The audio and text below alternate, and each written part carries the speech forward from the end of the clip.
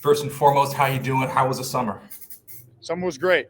Stuck around South Bend the whole time. Got some lifting and conditioning in, and then on the free time played a little bit of golf. Not great, but had to pass the time doing something, enjoy it. So that's about all I did this summer. What are you shooting right now in golf? Out of curiosity. 95. I'm not great. We play a lot of scramble, a lot of 4-team scramble. I help the team win. That's about all we do. I'm not anything special. It seems like you've been pretty busy too, traveling a little bit. I saw on the Notre Dame New York food tour you did. I live in New York. I saw you taste that street food, man, and I gotta say your scores were so precise, and I have to understand why. Like 6.8, 7.2 on these kebabs. Yeah. Like what's with the precision? Yeah, I think for me, it's you can't just give a base score. You can give a 7 or an 8 because I think it leaves too much gray in there. Because someone might think a 7's like that's good, but that's not great. So I think when you put the points in there, okay, it's a low 7 or it's a high 7. So you got to get a better idea of how good the food is, and I think it just gives a more exact answer because that's kind of how I'm kind of an very straightforward person. So I like to give an exact answer. That's how I do it. I mean, you definitely provided a lot of color. I was thinking, man, that hot dog can't be that good. It's only a 7.2 or 7.5. It's curious, though, about Dublin. I know you guys are heading out there. I think tomorrow at the time of this recording, I'm not entirely sure when exactly you're leaving. But what do you think about the food ahead of time? Have you heard anything about the food there and where it would rank in that list? Yeah, we haven't heard much about the food at all. This is my first time, traveling out of the country. I mean, I've been to Canada, like fishing, but never really like out of the country. So this was my first experience in Europe and in Dublin. So I'm excited. I'm always open to try new things, but I have not heard much about the food or what were to be expected. What are you looking forward to most about this Ireland trip? Yeah, at the same time, it's super exciting, but you still got to treat it like a business trip. I mean, we're going there to play a football game, so you got to keep your mind focused on what the task at hand is. But I think for me, obviously staying in the moment, but a little bit just seeing somewhere different. I mean, you're used to in the United States, you're used to the landscape, everything here, just kind of seeing something different. My family heads out there tonight, and they've already been talking about it, so I'm just gonna kind of bus ride, just look around, look out the window, but don't get too distracted because at the same time we're going there to play a game, and that's what's most important. You said you went to Canada on a fishing trip. Out of curiosity, if you think about anywhere in the world, anywhere you want to travel or study abroad, maybe live abroad, was Ireland on the top of that list? Where is Joe interested in traveling? I think, for me, it's like I don't have a super strong knowing of anything else. Like I've never been to Europe, so I don't really have a strong I want to go to Rome or somewhere like that. For me, so anywhere in Europe would be really cool. I guess Dublin would be super excited just because now I'm going to get to experience it for the first time. So, no, I don't have a super specific place, but I'm really looking forward to going to Dublin. It should be a blast. Cool.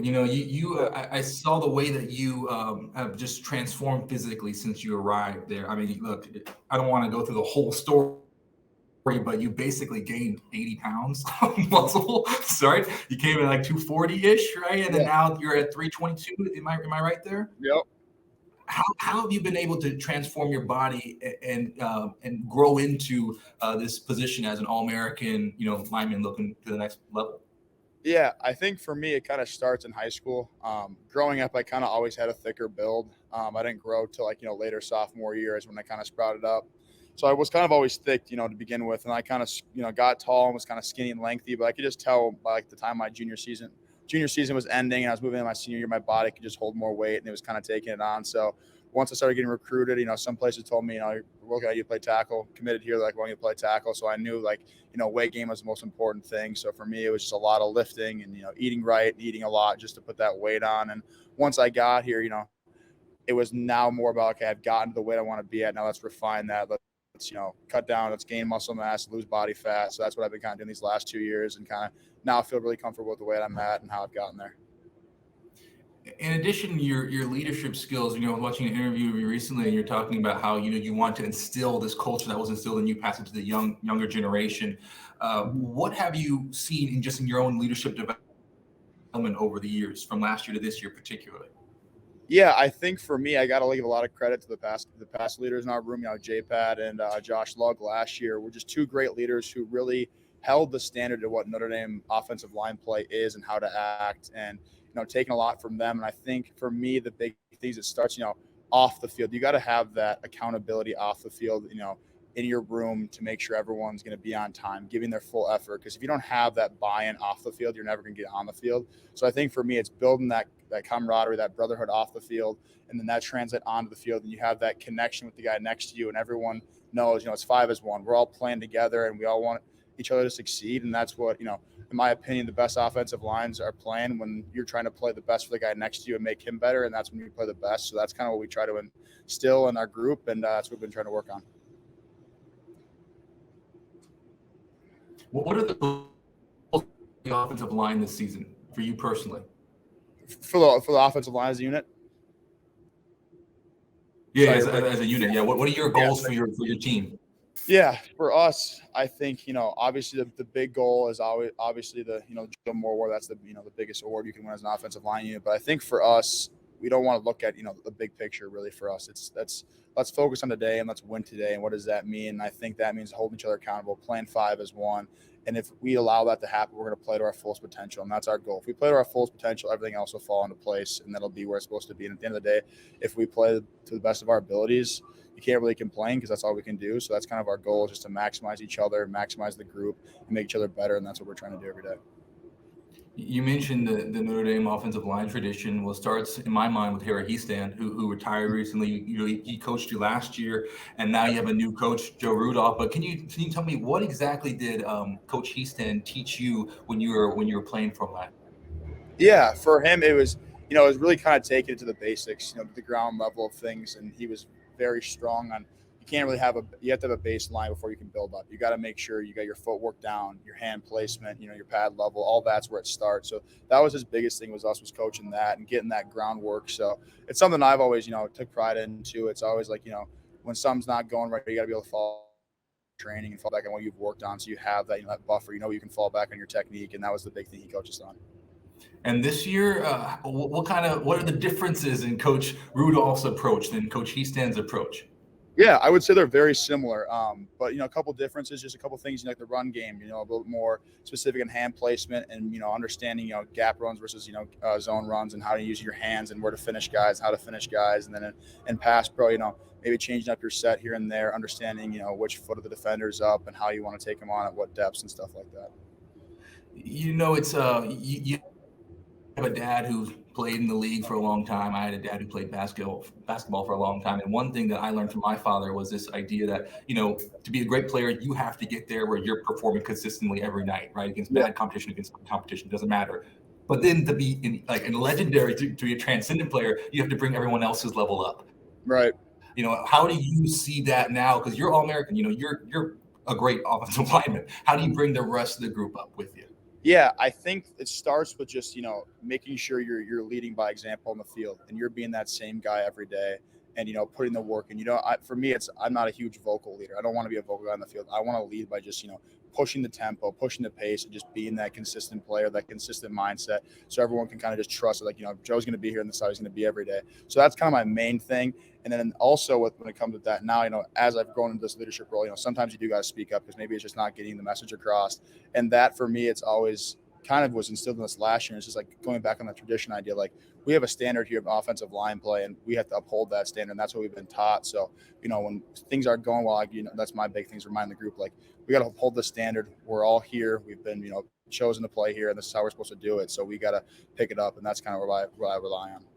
I remember when I played a long time ago, this was back years and years ago, I was playing with Zach Martin. Mm-hmm. And I remember being in the huddle with him, and, and it's like, he's a Pro Football Hall of Famer in my mind. Like he's the guy. But it's at that really interesting kind of relationship between when you're in the huddle, the quarterback, the leading, and the offensive lineman leader. How do you and Sam work on that leadership together for the entire offense? Yeah, I think for me, it's you got to let Sam take the point on that one. He leads the huddle. He's the quarterback, so I let him. With the verbiage and everything, the communication, he sets the tempo, getting out of the huddle. And then for me, it's just, I like to start with my guys because I think, I control my group the most. So, 5 guys, making sure everyone's good, making sure everyone's on the same page, making sure everyone's heads up. We have to live by a standard here, one play, one life. Don't let the last one affect you, get the next one to play. So doing that. And then if I need to, extend myself out into the tight end room because I'm just, in our huddle right next to the tight end. So making sure they're good and, just kind of working together to make sure we're all at our best, playing 11 as one and trying to play our best football and reach our fullest potential is how we do it. And it's worked out really well so far. It seems when we talked about the transformation, from a size standpoint, adding that 80 pounds, learning how to do that from a leadership standpoint too. I'm curious, how have your conversations with your father evolved, as you kind of grown up in Notre Dame? Yeah, I think for me, it started off with just the basics. He really started coaching me hard in high school because that's when I saw my bison transform. So it was like tight end to tackle. So it's like, all right, let's just start with the basics. Let's learn how to set. Let's learn how to step properly. Let's learn how to get in a stance.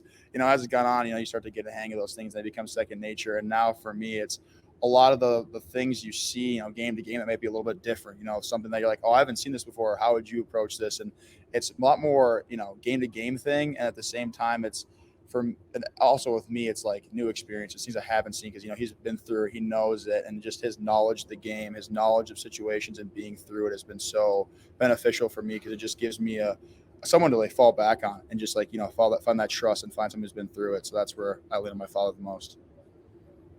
You're a mechanical engineering major, which is fascinating to me because I knew a couple guys who were engineers. Some of them were walk-ons. Mm-hmm. I think there was only one captain I knew who was that level in the classroom as well. It's a demanding major. Mm-hmm. Have you been able to take what you've been learning on, in the engineering classroom and apply it to football? Because what you're describing, discipline, precision, it seems like that there's a relationship there.